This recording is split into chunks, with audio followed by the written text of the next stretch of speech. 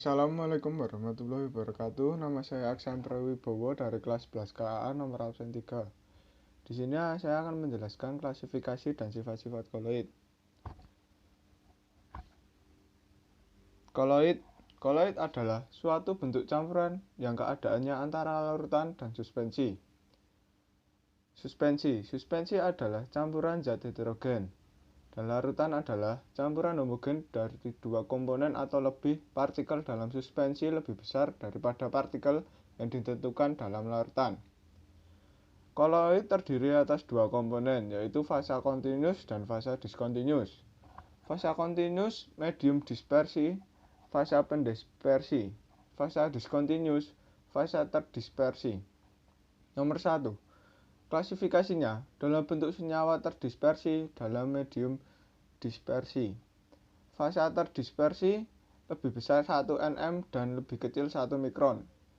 Nomor 3. Secara termodinamika tidak stabil. Nomor 4. Luas permukaan total sangat besar. Selanjutnya, klasifikasi koloid. Nomor 1. Fasa terdispersi padat, fasa pendispersi gas bernama aerosol padat. Contoh, asap, debu di udara. Nomor 2. Fasa terdispersi padat, fasa pendispersian cair. Nama sol cair. Contoh, sol emas, sol belerang, tinta, dan cat. Nomor 3.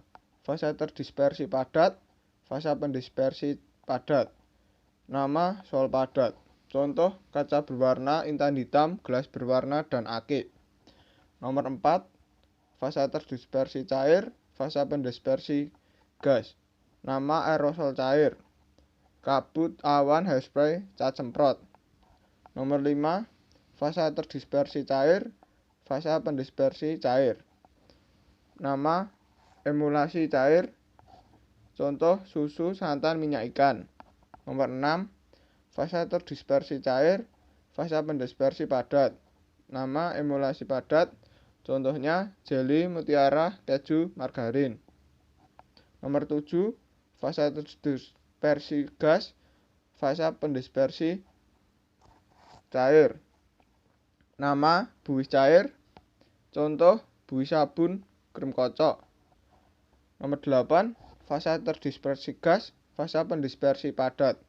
Nama buih padat. Contohnya karet busa dan batu apung. Selanjutnya sifat-sifat koloid. Yang pertama, efek tindal. Efek tindal adalah efek penghamburan cahaya oleh partikel koloid. Efek tindal merupakan salah satu cara sederhana untuk mengetahui suatu dispersi itu merupakan koloid atau bukan. Contohnya seperti gambar berikut ini. Selanjutnya, gerak Brown. Gerak Brown adalah gerak acak zigzag partikel koloid yang disebabkan oleh tumbukan tak seimbang antara partikel terdispersi dengan pendispersi. Gerak Brown menstabilkan koloid karena menimbangi gaya gravitasi yang dapat menyebabkan pengendapan. Nomor 3, elektroforesis. Elektroforesis adalah gerakan partikel koloid karena pengaruh medan listrik. Koloid bermuatan positif akan bergerak ke arah elektron negatif dan koloid yang bermuatan negatif akan bergerak ke arah elektrode positif. Oleh karena itu, elektroforesis dapat digunakan untuk menentukan jenis muatan koloid. Selanjutnya, adsorpsi, penyerapan pada permukaan. Absorpsi adalah sifat partikel koloid yang dapat menyerap ion atau molekul netral pada permukaannya. Koloid positif mengadsorpsi kation, contoh sol FeOH3, sol AlOH3, pigmen berwarna, hemoglobin. B. Koloid negatif mengadsorpsi anion, contoh sol emas, sol perak, sol fosfor, sol As2S3, tepung, tanah liat. Selanjutnya, koagulasi. Koagulasi adalah pengumpulan partikel koloid sehingga membentuk endapan karena kerusakan stabilisasi sistem koloid. Muatan listrik sejenis dari partikel koloid membuat Membantu menstabilkan sistem koloid. Jika muatan listrik tersebut hilang, partikel-partikel koloid akan menjadi tidak stabil dan bergabung membentuk gumpalan. Koloid pelindung. Koloid pelindung adalah yang dapat digunakan untuk melindungi koloid lain agar tidak terjadi koagulasi. Koloid pelindung bekerja dengan cara membentuk lapisan di sekeliling koloid lainnya. Lapisan ini berfungsi sebagai pelindung muatan koloid sehingga koloid tidak menggumpal atau terpisah dari mediumnya. Selanjutnya nomor 7, dialisis. Dialisis adalah proses penghilangan ion-ion yang menggunakan kestabilan koloid dengan cara penyaringan. Cara sistem koloid dimasukkan ke dalam kantong semipermeable dan diletakkan dalam air.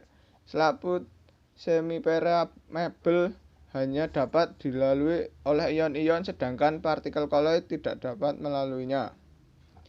Yang terakhir, koloid liofil dan liofut. Koloid liofil adalah koloid yang partikelnya terdispersinya menarik medium pendispersinya. Koloid liofut, koloid yang partikel terdispersinya tidak menarik medium pendispersinya. Jika medium pendispersi berupa air, maka disebut koloid hidrofil dan koloid hidrofub. Sifat koloid liofil nomor 1 lebih stabil karena selubung molekul-molekul cair sebagai pelindung.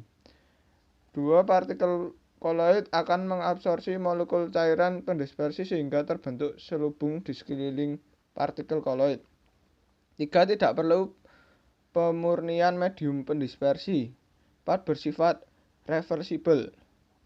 Sifat koloid liofub kurang stabil karena mudah digumpalkan dengan sedikit elektrolit.